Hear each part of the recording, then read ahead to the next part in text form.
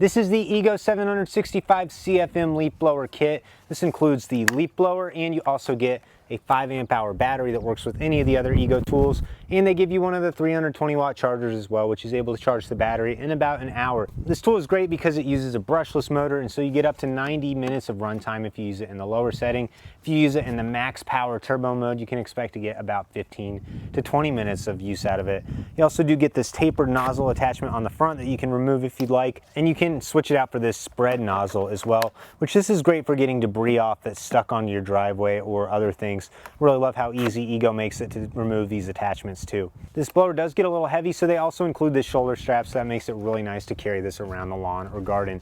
Another thing that's cool is you can actually take the full front nozzle apart if you want to make this smaller for storage uses. The controls on it are very cool as well. You get a variable speed trigger, so if you barely press it, it goes slower. If you press it in all the way, it goes faster. And then if you want to get the max power out, use the turbo button as well. And then on the side, there's also this dial that puts it in fixed mode, so you can set it to go exactly as fast as you want it. Whenever you turn this dial, it will just stay locked on.